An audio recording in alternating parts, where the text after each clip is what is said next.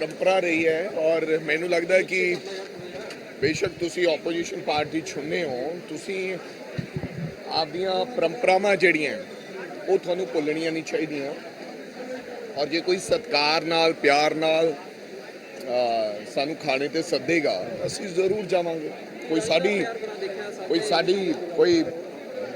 ਧੀਆਂ ਧਿਆਣੀਆਂ पंजाब दा जिहड़ी सभ्यता है वो सब दियां साझियां हुंदियां। सो मैनू लगदा उसे ही कड़ी नूं अगे दोहराउंदे होए संधवा साहब ने प्यार दिता।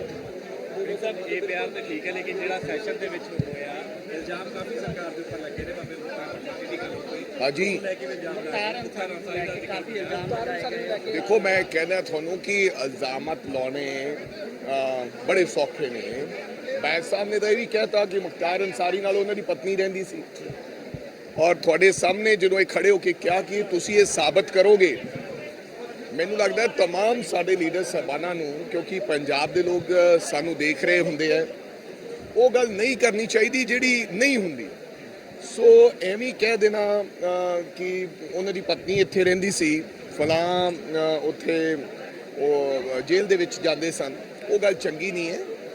हाँ अगर कोई ऐसी कोताही हुई है किसी तो किसी ने कीती है तो बेशक इंक्वायरी करो। चलो जी ना तो तुसी वेख्या भी कल्ला कौन रहिंदा सी ना ये गल मैनू पता है ना उदों बैस साहब मंत्री सीगे। जिस तरह उन्होंने ये गल कह दी कि उन्होंने पत्नी रहिंदी सी हो सकता है उन्होंने ये भी गल कह दी होवे भी वो कल्ले रहिंदे सी। सो मेरे कहने का मतलब यह है सानू उन्नी गल ही करनी चाहिए है जिन्नी होवे और सच्चाई हो। तो भैया अगर सबूत है तो हमें क्या दिक्कत है, वो जनता के सामने रखें। खाली बोलने से जनता के सामने नहीं होगा, उसके सबूत देने पड़ेंगे। हाँ जी ਅਸੀਂ ਤਾਂ ਉੱਥੇ ਹੀ ਕਿਹਾ ਕਿ ਬੈਸ ਸਾਹਿਬ ਤੁਸੀਂ ਅਸਤੀਫਾ ਦਿਓਗੇ ਜੇ ਸਾਬਤ ਨਹੀਂ ਹੁੰਦਾ ਫਿਰ ਉਹ ਗੱਲ ਉਹ ਟਾਲ ਦੇ ਨਜ਼ਰ ਆਏ। ਜਿੱਥੋਂ ਤੱਕ ਤੁਸੀਂ ਨੀਂਹ ਪੱਥਰ ਦੀ ਗੱਲ ਕਰਦੇ ਹੋ ਮੈਂ ਜਿਸ ਚੀਜ਼ ਦਾ ਵੀ ਰਾਜਾ ਵੜਿੰਗ ਨੇ ਨੀਂਹ ਪੱਥਰ ਰੱਖਿਆ ਉਹਦਾ ਟੈਂਡਰ ਫਲੋਟ ਕਰਕੇ ਰੱਖਿਆ ਔਰ ਟੈਂਡਰ ਉਦੋਂ ਫਲੋਟ ਹੁੰਦਾ ਹੈ ਜਦੋਂ ਉਹਦੇ ਵਾਸਤੇ ਕੋਈ ਨਾ ਕੋਈ ਰਾਸ਼ੀ ਰਾਖਵਾਂ ਕਰਨ ਰੱਖ ਲਈ ਜਾਂਦੀ ਹੈ। ਮੈਂ ਦੱਸਦਾ ਸੀ ਕਿ 18 ਮਈ ਨੂੰ 400 ਕਰੋੜ ਰੁਪਇਆ ਮੇਰੇ ਆਉਣ ਤੋਂ ਪਹਿਲਾਂ ਮਈ ਨੂੰ ਇਹ ਸੈਂਕਸ਼ਨ ਹੋਇਆ ਸੀ। इंडियन बैंक ने लोन दिता 400 करोड़ रुपए का। ना केवल 106 जेडे बस स्टैंड या रेनोवेशन है ये नाल 23 वड्डियां वर्कशॉप्स भी है जिहदे विचों पटियाला दे बस स्टैंड का काम बस स्टैंड मुकम्मल भी हो चुका कई बस स्टैंड। सो एवें फिगर्स नूं फज करी जाना वो कोई बहुत ही चंगी गल नहीं है।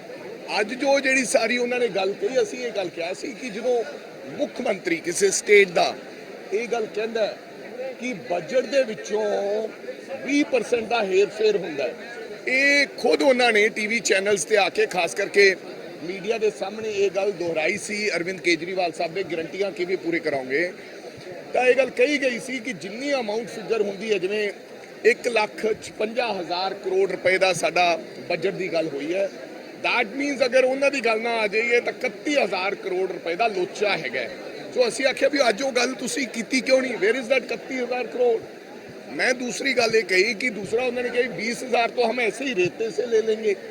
हुण वो आपदियां गल्लां तो जिहड़ी उन्होंने गल कही मिस्टर बैंस ने उन्होंने कहा कि रेते चाह हुंदा सी और इंक्वायरी कर लो भी खड्ड उत्थे सी फलां। उन्होंने वो गल आपदी छुपाउण दे मारिया ने सारी कथा ते स्टोरी सुना दी गई।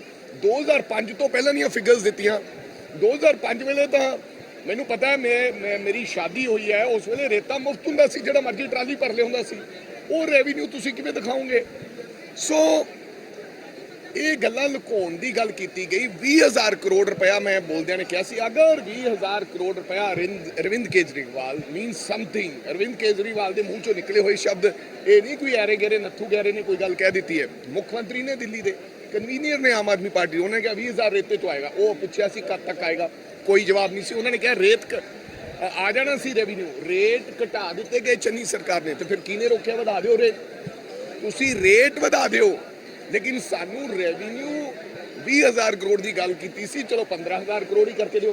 अज तुहानू ये भी पता होना है कि हुणे मेरे को खबर आई है कि एक्साइज पॉलिसी सरकार की पहली पॉलिसी ਐਕਸਾਈਜ਼ ਪਾਲਿਸੀ ਬੜੀ ਵੱਡੀ ਪਾਲਿਸੀ ਹੈ, ਜਿਹਦੇ ਚ ਕਿਹਾ ਸੀ 9600 ਕਰੋੜ ਰੁਪਇਆ ਅਸੀਂ ਬਣਾਵਾਂਗੇ, ਉਹਦੇ ਤੇ ਸਟੇ ਕਰ ਦਿੱਤਾ ਗਿਆ। This is embarrassing. ਕੋਈ ਨਾ ਕੋਈ ਤਾਂ ਉਹਦੇ ਚ ਗੜਬੜ ਹੋਣੀ ਹੈ। ਔਰ ਮੈਂ ਤੁਹਾਨੂੰ ਇਹ ਵੀ ਦੱਸ ਦਿਆਂ, ਤੁਹਾਡੇ ਮਾਧਿਅਮ ਰਾਹੀਂ ਇਹ ਦੱਸਣਾ ਚਾਹੁੰਦਾ, ਐਕਸਾਈਜ਼ ਪਾਲਿਸੀ ਦੇ ਵਿੱਚ ਬੜਾ ਵੱਡਾ ਲੋਚਾ ਹੈ। ਕੀ ਹੋਇਆ ਕਿ ਇਹਨਾਂ ਲੋਕਾਂ ਨੇ ਕਿਹਾ ਕਿ ਅਸੀਂ ਜਿਹੜੀ ਐਕਸਾਈਜ਼ ਪਾਲਿਸੀ ਹੈ ਇਹਦੇ ਨਾਲ ਰੈਵਨਿਊ ਵੀ ਵਧਾ ਦਾਂਗੇ, ਦਾਰੂ ਵੀ ਸਸਤੀ ਕਰ ਦਿਆਂਗੇ। ਸ਼ਰਾਬ ਤੇ ਕੋਈ ਕੋਟਾ ਹੀ ਨਿਰਧਾਰਿਤ ਨਹੀਂ ਹੈ। ਪਹਿਲਾਂ ਇੱਕ ਕੋਟਾ ਫਿਕਸ ਹੁੰਦਾ ਸੀ ਕਿ ਇਸ ਤੋਂ ਵੱਧ ਦਾਰੂ ਜਿਹੜੀ ਹੈ ਬਣੇਗੀ ਨਹੀਂ ਤੇ ਮਾਰਕੀਟ ਚ ਆਏਗੀ ਨਹੀਂ। ਜਿਵੇਂ ਕਿ 46 ਲੱਖ ਬਾਕਸਿਸ ਦਾ ਅੰਗਰੇਜ਼ੀ ਦਾਰੂ ਦਾ ਇੱਕ ਕੋਟਾ ਸੀਗਾ।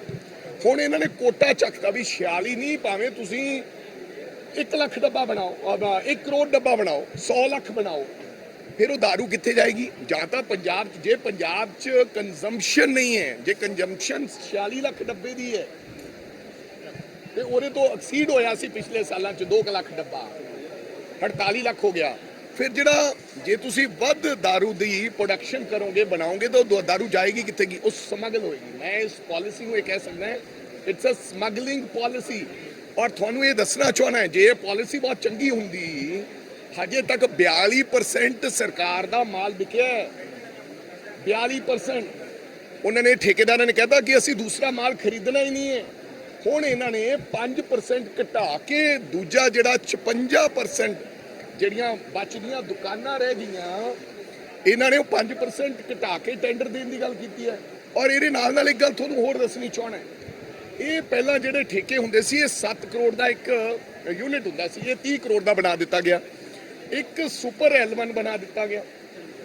ਇੱਕ L1, ਇੱਕ ਕੰਪਨੀ ਦਾ ਇੱਕ L1 ਹੋਏਗਾ, ਉਹਦੀ ਫੀਸ ਹੋਏਗੀ 4 ਕਰੋੜ ਰੁਪਇਆ। ਉੱਥੋਂ ਹੀ ਦਾਰੂ ਲੈਣੀ ਹੈ, ਉੱਥੋਂ ਹੀ ਵੇਚਣੀ ਹੈ। ਕੰਪਨੀ ਹੋਰ ਕਿਤੇ ਇੱਧਰ ਉੱਧਰ ਕਰ ਨਹੀਂ ਸਕਦੀ। ਇਹਨੇ ਨਾਲ ਕੀ ਕੀਤਾ ਤੁਹਾਨੂੰ ਪਤਾ ਨਹੀਂ ਭਾਈ ਸਾਹਿਬ, ਕੀ ਹੋਇਆ? 175 ਗਰੁੱਪ ਨੇ ਪੰਜਾਬ ਦੇ ਵਿੱਚ। ਕਿੰਨੇ ਗਰੁੱਪ ਹੈ? 175 ਗਰੁੱਪ ਨੇ। ਇਹਨਾਂ ਨੇ ਕਹਿ ਦਿੱਤਾ ਪਰ ਗਰੁੱਪ ਨੂੰ ਕਿ ਤੁਸੀਂ 10 ਨਵੀਆਂ ਵਿੰਡਸ ਖੋਲ ਸਕਦੇ ਹੋ, ਯਾਨੀ ਕਿ 10 ਨਵੀਆਂ ਦੁਕਾਨਾਂ ਖੋਲ ਸਕਦੇ ਹੋ। ਜੇ ਤੁਸੀਂ 175 ਗੁਣਾ 10 ਜਿਹੜਾ ਕਿ ਪਾਲਿਸੀ ਦਾ ਹਿੱਸਾ ਹੈ, ਜੇ ਉਹ ਸਾਰੀਆਂ ਖੋਲੋਗੇ ਤਾਂ ਤਕਰੀਬਨ 1750 ਨਵੀਂ ਸ਼ਰਾਬ ਦੀ ਦੁਕਾਨ ਪੰਜਾਬ ਦੇ ਵਿੱਚ ਖੁੱਲ ਜਾਏਗੀ। 1750 ਨਵੀਆਂ ਦੁਕਾਨਾਂ ਖੁੱਲਣ ਦੀ ਇਜਾਜ਼ਤ ਦਿੱਤੀ ਹੈ। ਸੋ ਇਹ ਤੁਸੀਂ ਪਾਲਿਸੀ 'ਚ ਪੜ੍ਹ ਸਕਦੇ ਹੋ। ਤੇ ਜੇ 1750 ਨਵੀਆਂ ਸ਼ਰਾਬ ਦੀਆਂ ਦੁਕਾਨਾਂ ਖੁੱਲ ਜਾਣੀਆਂ ਪੰਜਾਬ ਦੇ ਅੰਦਰ, ਤਾਂ ਮੈਨੂੰ ਲੱਗਦਾ ਪੰਜਾਬ ਦੇ ਵਿੱਚ ਕ੍ਰਾਈਮ ਵਧੇਗਾ। ਕੀ ਮੇਰੀਆਂ ਮਾਵਾਂ ਭੈਣਾਂ ਤੇ ਔਰਤਾਂ ਦੀ ਕੀ ਸਥਿਤੀ ਹੋਏਗੀ? ਸੋ ਜਿਹੜਾ ਟੋਟਲ ਬਜਟ ਦੀ ਤੁਸੀਂ ਜਿਹੜੀ ਵੀ ਇਹ ਗੱਲ ਕਰਦੇ ਹੋ, ਸਾਰਾ ਮੈਨੂੰ ਲੱਗਦਾ ਕਿ ਬੇਸਲੈਸ ਜਿਹੜਾ ਕਿ ਦਿੱਲੀੋਂ ਬਣ ਕੇ ਆਇਆ, ਮਾਨਯੋਗ ਸਾਡੇ ਫਾਈਨਾਂਸ ਮਿਨਿਸਟਰ ਸਾਹਿਬ ਨੂੰ ਵੀ ਨਹੀਂ ਪਤਾ ਸੀ। ਐਂਡ ਪੇਪਰਲੈਸ ਬਜਟ ਦੀ ਗੱਲ ਹੋਈ ਤੁਹਾਡੇ ਸਾਹਮਣੇ। 21 ਲੱਖ ਰੁਪਇਆ 42 ਲੱਖ ਰੁਪਏ ਦੇ ਸੈਡ ਕਿ ਅਸੀਂ ਵੀ ਹੈਵ ਸੇਵਡ 21 ਲੱਖ ਰੁਪਇਆ। ਚੰਗੀ ਗੱਲ ਹੈ, ਪਾਈ ਦੀ ਜ਼ਰੂਰਤ ਹੈ। ਹਰਜੋਤ ਬੈਂਸ ਦੀ ਕਹਿਣ ਲੱਗੀ ਕਿ ਸਾਡੇ ਵਾਸਤੇ 1 ਰੁਪਇਆ ਵੀ ਬਹੁਤ ਕੀਮਤੀ ਹੈ। 21 ਲੱਖ ਰੁਪਇਆ ਬਚਾ ਕੇ ਤੇ 42 ਲੱਖ ਦੀ ਐਡ ਦੇ ਦਿੱਤੀ ਗਈ। ਹਰ ਪੇਜ ਤੇ, ਫਰੰਟ ਪੇਜ ਤੇ ਐਡ ਆਈ। ਔਰ ਨਾ ਕੇਵਲ ਪੰਜਾਬ ਦੇ ਅੰਦਰ, ਬਈ ਪੰਜਾਬ 'ਚ ਠੀਕ ਹੈ ਤੁਸੀਂ ਵਾਹਵਾ ਕਰਾਉਣ ਪਿੱਛੇ ਹੋ ਸਕਦਾ ਐਡ ਦੇ ਦਿਓ, ਬਈ ਗੁਜਰਾਤ 'ਚ ਕੀ ਲੋੜ ਪੈ ਗਈ ਹੈ? Himachal, Gujarat, Rajasthan, all over India 'ਚ, ਨਾਟ ਓਨਲੀ ਹੇਅਰ, ਪੂਰੇ ਦੇਸ਼ ਦੇ ਅਖਬਾਰਾਂ ਨੂੰ ਤੁਸੀਂ ਐਡ ਦਿੱਤੀ। ਤੁਸੀਂ ਕਿਹਾ ਅਸੀਂ ਮੰਤਰੀਆਂ ਦਾ ਜਾਂ MLAs ਦੀ ਪੈਨਸ਼ਨ ਬੰਦ ਕਰਤੀ। ਬਹੁਤ ਚੰਗਾ ਕਦਮ ਹੈ, ਬੜਾ ਵੱਡਾ ਉਦਮ ਕੀਤਾ। ਲੇਕਿਨ ਕਿੰਨੇ ਪੈਸੇ ਬਚਾਏ? ਸਾਲਾਨਾ 8 ਕਰੋੜ ਰੁਪਇਆ। ਲੇਕਿਨ 29 ਕਰੋੜ ਰੁਪਇਆ ਪਿਛਲੇ 3 ਮਹੀਨਿਆਂ ਦਰਮਿਆਨ ਤੁਸੀਂ ਐਡਵਰਟਾਈਜ਼ਮੈਂਟ ਤੇ ਲਾ ਦਿੱਤਾ ਗਿਆ। ਫਿਰ ਬਚਤ ਕੀ ਹੋਈ? ਪੰਜਾਬ ਨੂੰ ਬਚਾ ਕੌਣ ਰਿਹਾ? ਇਹ ਤਾਂ ਇਧਰੋਂ ਕੰਨ ਫੜ ਲਓ, ਇਧਰੋਂ ਕੰਨ ਫੜ ਲਓ। ਸੋ ਮੈਨੂੰ ਲੱਗਦਾ ਹੈ ਉਹੀ ਕਾਰਨ ਰਿਹਾ ਜਦੋਂ ਫਿਰ ਸਾਰੇ ਉੱਠ ਕੇ ਬੋਲਣ ਲੱਗੇ। ਮੈਂ ਕਿਹਾ ਜਨਤਾ ਇਹ ਜਾਣਦੀ ਹੈ ਸੱਚ ਕੀ ਹੈ। ਇਸੇ ਕਰਕੇ ਲੋਕਾਂ ਨੇ ਫਤਵਾ ਸਿਮਰਨਜੀਤ ਸਿੰਘ ਮਾਨ ਦੇ, ਹਾਲਾਂਕਿ ਬਜ਼ੁਰਗ ਲੀਡਰ ਨੇ, ਉਮਰ 'ਚ ਬਹੁਤ ਵੱਡੇ ਨੇ, ਹੋ ਸਕਦਾ ਉਹਨਾਂ ਡਿਲੀਵਰੀ ਨਾ ਦੇ ਸਕਣ, ਲੇਕਿਨ ਜਨਤਾ ਨੇ ਕਿਹਾ ਕਿ ਝੂਠ ਬੋਲਣ ਵਾਲੀ ਸਰਕਾਰ ਨੂੰ, ਜਿਹਨੂੰ ਅਸੀਂ ਬਹੁਤ ਆਸਾਂ ਤੇ ਉਮੀਦਾਂ ਨਾਲ ਚੁਣਿਆ ਸੀ, ਉਹਨੂੰ ਚੱਲਦਾ ਜ਼ਰੂਰ ਕਰੀਏ, ਉਹਨਾਂ ਦੇ ਖਿਲਾਫ ਫਤਵਾ ਦਿੱਤਾ। ਸੋ ਇਹੀ ਗੱਲ ਹੈ। बिजनेस जांच की बात की जा रही है, आपके खिलाफ कह रहे हैं कि आप जब ट्रांसपोर्ट मिनिस्टर थे बसों की बॉडी लगाने को लेकर। भैया मेरे खिलाफ मैंने कहा, ना केवल मेरे खिलाफ, वो तो पूरी कांग्रेस के खिलाफ करने की जब बात कर रहे हैं, तो हम हर चीज के लिए तैयार हैं।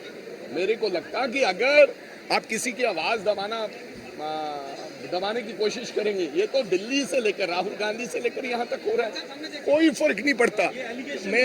मैं कह रहा कि एलिगेशन, मैं तो कह रहा हूँ आपको कि एलिगेशन लगाना, उसको सिद्ध करना, उसमें ज्यादा महत्वपूर्ण है, लेकिन वो हर जांच के लिए हम लोग तैयार हैं जी। के खिलाफ ईडी का इस्तेमाल हो रहा है, विजिलेंस का इस्तेमाल आप लोगों के खिलाफ हो रहा है।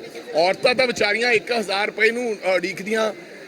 ਮੈਨੂੰ ਯਾਦ ਹੈ, ਮੈਂ ਇੱਕ ਚੱਕ ਗਿਲਜੇ ਵਾਲਾ ਪਿੰਡ 'ਚ ਸੀ, ਇੱਕ ਦਰਸ਼ਨਾ ਦੇਵੀ ਨਾਮ ਦੀ ਲੇਡੀ, ਮੇਰੇ ਨਾਲ ਬਹੁਤ ਪਿਆਰ ਸੀ, ਮੈਂ ਉਹਨਾਂ ਨੂੰ ਮਾਤਾ ਕਹਿੰਦਾ ਸੀ। ਉਹ ਕਹਿੰਦੀ ਪੁੱਤ ਐਤਕੀ ਨਹੀਂ ਤੈਨੂੰ ਵੋਟਾਂ ਪਾਉਣੀਆਂ। ਮੈਂ ਕਿਉਂ? ਕਹਿੰਦੇ ਇਸ ਵਾਰੀ ਭਗਵੰਤ ਮਾਨ ਜੀ ਨੂੰ ਵੋਟਾਂ ਪਾਵਾਂਗੇ, 1000 ਰੁਪਇਆ ਸਾਡੇ ਕੋਲੇ ਆਉਣਾ। ਲੇਕਿਨ ਉਹ ਆਸਾਂ ਉਮੀਦਾਂ, ਉਹਦੇ ਵਾਸਤੇ ਕੋਈ ਪ੍ਰੋਵੀਜ਼ਨ ਵੀ ਨਹੀਂ ਹੈ, ਉਹਦੇ ਵਾਸਤੇ ਕੋਈ ਗੱਲ ਵੀ ਨਹੀਂ ਕੀਤੀ ਗਈ, ਉਹਦੇ ਵਾਸਤੇ ਉਹਨਾਂ ਔਰਤਾਂ ਨੂੰ ਕੋਈ ਤਵੱਜੋ ਵੀ ਨਹੀਂ ਦਿੱਤੀ ਗਈ। ਜਿਨ੍ਹਾਂ ਔਰਤਾਂ ਨੇ 27.5% ਕਹਿੰਦੇ ਔਰਤਾਂ ਨੇ ਬਜਟ ਬਚਾਉਣ ਦੇ ਵਿੱਚ ਯੋਗਦਾਨ ਪਾਇਆ ਕਹਿ ਰਹੇ ਹੈ, ਲੇਕਿਨ ਮੈਨੂੰ ਨਹੀਂ ਲੱਗਦਾ ਕਿ ਔਰਤਾਂ, ਨਾ ਤਾਂ ਔਰਤਾਂ ਦੀ ਮੰਗ ਸੀ ਕਿ ਦਾਰੂ ਸਸਤੀ ਕਰ ਦਿਓ, ਔਰਤਾਂ ਦੀ ਮੰਗ ਸੀ, ਸੁਝਾਅ ਸੀ ਕਿ 1000 ਰੁਪਇਆ ਦਿਓ। ਦੋਵਾਂ ਗੱਲਾਂ ਨੂੰ ਮੱਦੇਨਜ਼ਰ ਨਹੀਂ ਰੱਖਿਆ ਗਿਆ।